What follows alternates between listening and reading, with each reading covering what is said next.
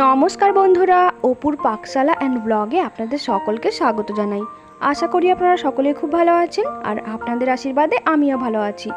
তো আজকে আমি আপনাদের খুব সহজ পদ্ধতিতে একটা মোচার চপ তৈরি করে দেখাবো, যেটা তৈরি করতে কোনো ঝামেলা নেই আর আপনি খুব চটজলদি এই রেসিপিটা তৈরি করে ফেলতে পারবেন আর এটা খেতে ভীষণ ভালো হয়। তো চলুন রেসিপিটা দেখে নেওয়া যাক। তো এখানে আমি প্রথমেই একটা বড় সাইজের পেঁয়াজ এরকম ছোট ছোট করে কেটে নিয়েছি আর এর মধ্যে আমি দিয়ে দেব 3টে ছোট ছোট করে কাটা কাঁচা লঙ্কা আর দেব অল্প পরিমাণ আদা এবং রসুন কুচো আর এর সাথে আমি দিয়ে দেব অল্প পরিমাণ বেকিং সোডা আর দেব প্রয়োজন মতো লবণ এবং হলুদ। তো সমস্ত উপকরণ দিয়ে আমি এটা খুব ভালোভাবে মেখে নেব। তো এখানে দেখুন সমস্ত উপকরণ খুব ভালোভাবে মাখা হয়ে গেছে আর এখন আমি এর মধ্যে দিয়ে দেব ছোট চামচের হাফ চামচ কালো জিরে। কালো জিরেটা আপনি প্রথমেই দিতে পারতেন, তবে আমি ভুলে গেছিলাম তাই এখনই দিয়ে দিলাম। তো কালো জিরাটা দেওয়ার পর আমি আবারও একটু ভালো করে মেখে নেব।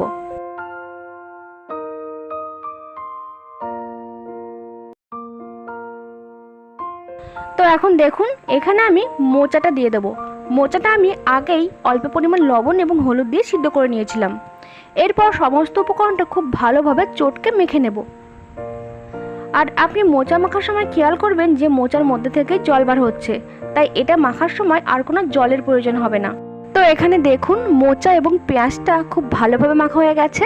এরপর আমি এর মধ্যে দিয়ে দেব ছোট চামচের 2 থেকে 3 চামচ মতো বেসন। তো বেসনটা দেওয়ার পর আমি এটা খুব ভালোভাবে মেখে নেব। তো দেখুন বেসনটা দেওয়ার পর আমাকে এখানে আর জল দিতে হচ্ছে না, কারণ মোচা থেকে যে জলটা বার হচ্ছে সেই জলেই আমার বেসনটা মাখা হয়ে গেছে। তো বেসনটা দেওয়ার পরে দেখুন এরকমভাবে একটু মেখে নিতে হবে। তো দেখুন এখানে আমার মোচাটা মাখা হয়ে গেছে আর এর শেপটাও বেশ সুন্দরভাবেই আসছে। তো এখন আমি এগুলো ভেজে নেব। তো মোচার চপ ভাজবার জন্য দেখুন গ্যাসে আমি কড়াই বসিয়ে দিয়েছি। কড়াইটা গরম হলে আমি এর মধ্যে দিয়ে দেবো ভাজবার জন্য প্রয়োজন মতো তেল। তেলটা বেশ ভালোভাবে গরম হলে আমি এর মধ্যে একে একে মোচার চপগুলো দিয়ে দেব।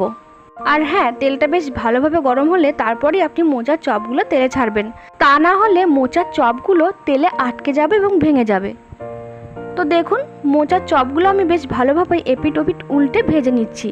আর মোচার চপ ভাজবার সময় আপনি অবশ্যই খেয়াল রাখবেন গ্যাসটা যেন মিডিয়ামে থাকে, তা না হলে মোচার ওপরটা বেশ ভালোভাবেই ভাজা হবে কিন্তু ভেতরটা কাঁচা থাকবে।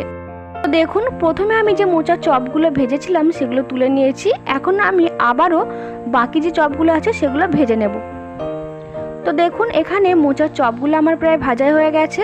তো এটা খেতে ভীষণ ভালো হয় আর আমি এখানে খুব কম পরিমাণে বেসন ব্যবহার করেছি। এর ফলে আপনি চপের মধ্যে মোচার স্বাদটা ভীষণ ভালোভাবেই পাবেন।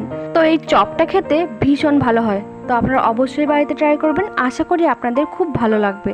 আর আমার এই চ্যানেলটা যদি আপনাদের ভালো লেগে থাকে please please please like, share এবং সাবস্ক্রাইব করে আমার পাশে থাকবেন। ধন্যবাদ।